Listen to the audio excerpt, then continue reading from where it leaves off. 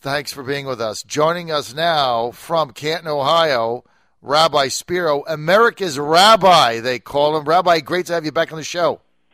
Well, thank you. Good to be here.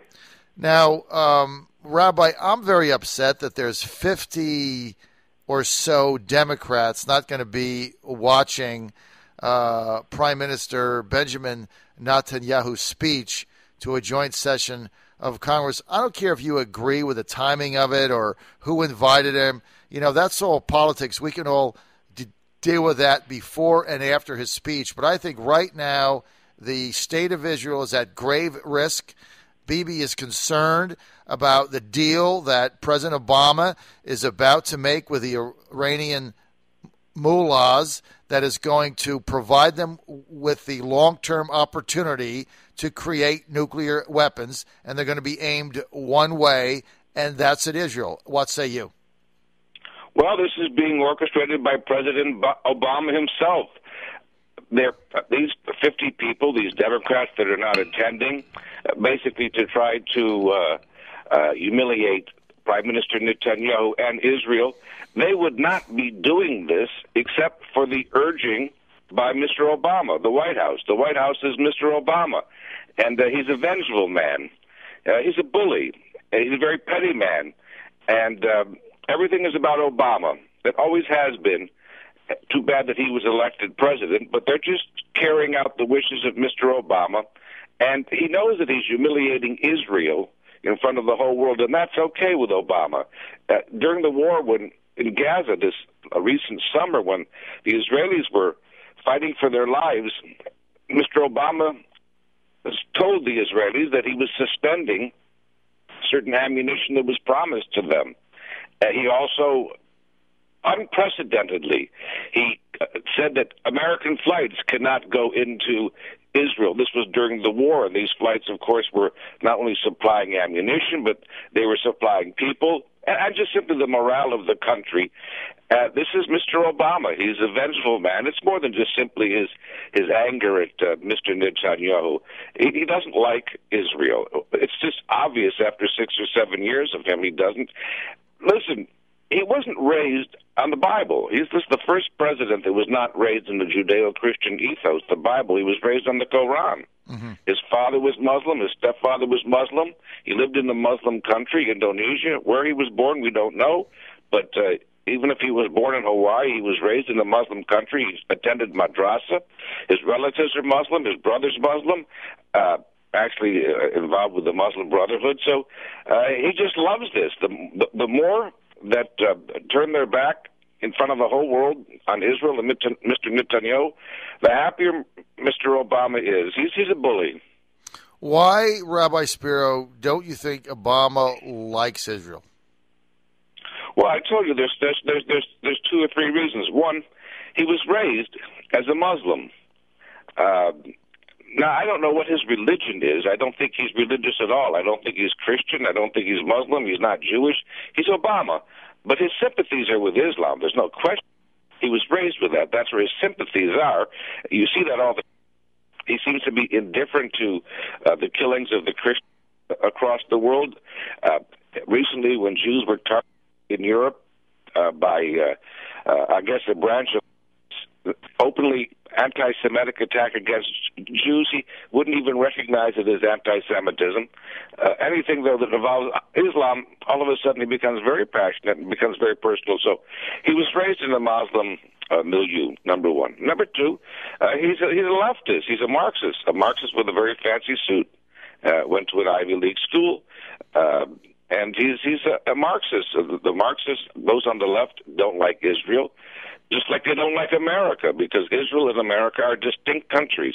Mm-hmm. They have a distinct culture, the Judeo-Christian culture. And Marxists don't like anything that's distinct. Everything is this globalism, this universalism. The people that he fraternizes with are anti-Israel. So he doesn't like Israel. But listen, John, I don't think he likes America very much.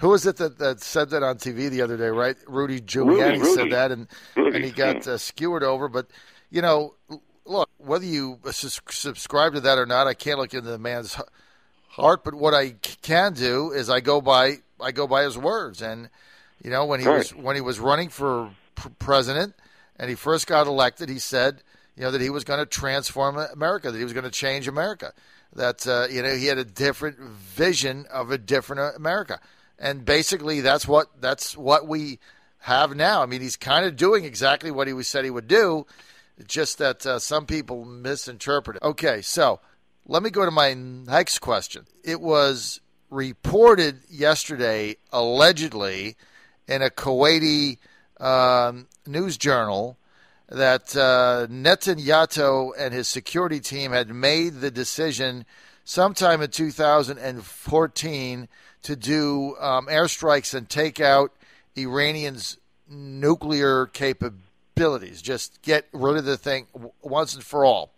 And again, stemming from the fact they didn't feel comfortable with the deal that was being made, their country's security is at risk. It's real. And so allegedly told the Secretary of State, John Kerry, who told Obama, and they went back to Netanyahu's government and said, you're going to have to fly those planes over Iraq. We will shoot them down. That seems almost surreal. Like, how could that have possibly happened? So immediately when I saw it, I doubted the authenticity of it. But now there's, you know, people are verifying it. I mean, is that even possible?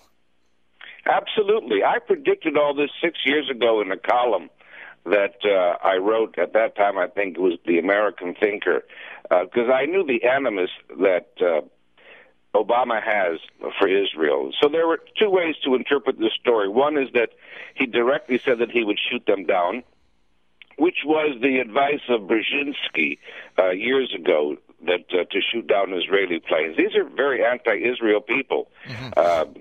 Could be they're anti-Jewish too, but certainly anti-Israel. They're okay with Jews so long as Jews are behind the counter and at a shop. They're fine with that, but they don't want a powerful sovereign Jewish state. And the other interpretation is that what Obama, see, if you go over someone's airspace, then initially the airplanes, the Air Force of that country will attack you.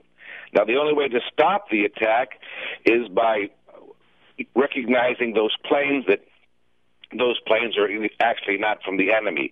But the only way to recognize that is there are certain codes that allies have, so they know which plane belongs to which country. And he refused to give the codes, which allies do when you have to go over the airspace. He refused to give the codes of the American planes. And so the Israelis wouldn't know, are they American, are they Jordanian, are they Saudi Arabian, who knows what. And so that would cause some type of dogfight, which nobody wants. Right. But I predicted this. Obama wants Iran to have the bomb. I don't say he wants Iran to use the bomb. No. But he wants Iran to have the bomb because that way they will have leverage over Israel. He wants to make sure before he leaves that that Jerusalem is divided and given to the Muslims. He wants to make sure that all of Judea and Samaria belongs is given to the Muslims as a Palestinian state, and that all these Jews are evacuated. But he knows that Israel is very powerful. It's not going to do that. But if he can enable Iran to have a bomb, and Iran threatens Israel, well, then Israel says, listen, our survival is at stake, and if we have to give up Jerusalem or Judea and Samaria, we will. He also wants Iran to have a bomb because they're the head of the Shiite Islamic world, and it's a sense of pride for Mr. Obama. He identifies, we could spend an hour showing how he identifies with Islam. It doesn't make a difference anymore. Is he Muslim? He's not Muslim. Who cares? There are enough actions that bespeak his loyalty to Islam, and there's a certain pride there. If he didn't want them to have the bomb, he never would have lifted the sanctions. There was no reason for him to lift the sanctions. Things were going good. The world was not trading with Iran. It was getting difficult for the mullahs to stay in power. But he didn't do that. He arbitrarily, unilaterally just lifted the sanctions and said, hey, no problem, you can trade, you can have investment, we're going to unfreeze assets. So it's obvious that he's wanted to enable the Iranians to have the bomb. People can't accept this because they just can't think of that way when they're thinking of their president. But listen, this is a president who in Benghazi didn't protect our guys, let them be killed, and then told the world It was a video was behind the uprising. He said that you could have your doctor and with Obamacare and it wouldn't cost you any more money. He lies. Oh, he also said in December, just 3 months ago, with his amnesty, he said anybody that we give a work permit to, they're not legal. They will not be entitled to U.S. benefits or entitlements. He lied about that. They're eligible. They're eligible for everything. This is why the American people are snookered, because we don't lie. In general, Americans believe in being forthright, open about your ideas, and then you try to advocate and convince the other person. But what Obama does, he comes from a whole different background. It's called taqiyya. It means that you can lie for whatever your goal is. And he lies. There's just no question about it, but he just does it so wonderfully.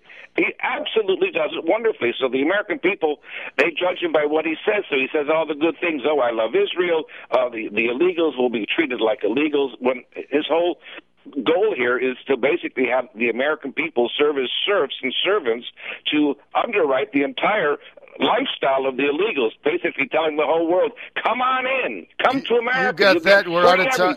We're out of time. We want to thank Rabbi Sperro for